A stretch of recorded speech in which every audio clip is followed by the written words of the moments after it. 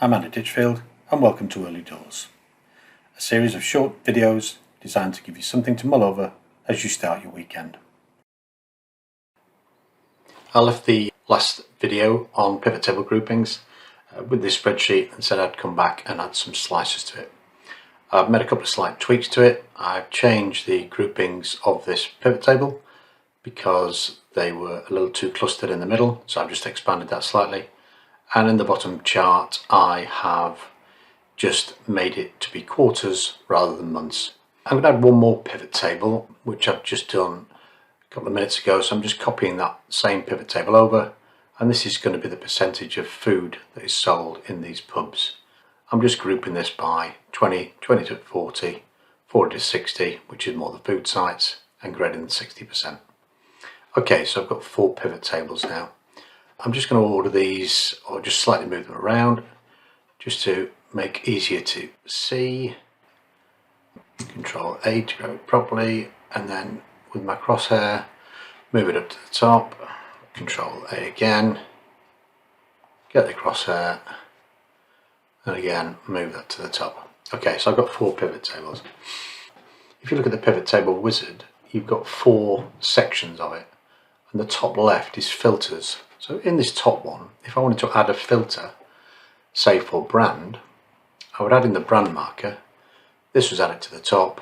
We'd have a drop down pick list, and if I just wanted to pick, say, the castle sites, that would pick out the 114, completely independent from all the pivot tables. If I wanted 2 things, a castle and premium country, etc, etc, so that's 241 sites. But the problem with that is it doesn't link to the pivot tables, and with a slicer it is a better methodology. So if I remove the brand from the filter element of the table, now going back to the wizard, if I right click on brand, I get the option to add it as a slicer. So if I pick that, it gives me a slicer, and there you see it's already actually filtered on those 2 elements. So if I want to clear that, I get back to my 619 sites and pick any additional one. If I want to pick 2 brands, I can press the control key and just click down on the brands that I want. So in this case I've got 3 brands, and that clears it. Where the real power of slices comes in is if I right click this, I can click on report connections, and I can link this same slicer to each of the other 3 pivot tables, so in this case all 4. So now with our slicer, if we pick for instance all bar 1, that would show the 56 sites, show the distribution of EBITDA, percentage of food sales, and this date thing that I put in called last inspection. So, and again, if I click control and click on castle as well, that would add on the castle sites. There's 170. Okay, where this really comes into its own is if we start to add some charts. So for instance, to add in your standard chart, the default within Excel, if you press Alt and F1, it will put a chart on there. So that is the regional one.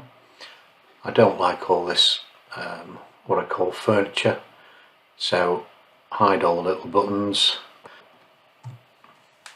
Again, this one.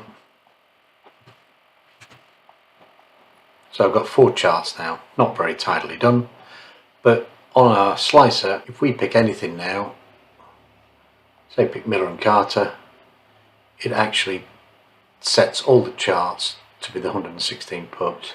If I stick in another tab, I'll call that one analysis, and the new one I'll put to the left, I'll call it dashboard, just a blank tab. On my analysis tab, pressing the control key down, I can pick the various elements of the charts and indeed the slicer, cut those out of that page, put them onto the dashboard, and what we have now is an interactive dashboard of 4 charts. Put the slash in the middle. So you can click on, and those pivot tables will be moving in the background. Back to the analysis, 114 sites. So that is a simple way of adding a slicer, just to reset it back to all the charts, and then using that on a dashboard. Well, that's all for this video. Thanks for watching. Please click the thumbs up beneath the video if you've enjoyed it, and feel free to leave me a comment. My contact details will appear when the beer is poured. Cheers.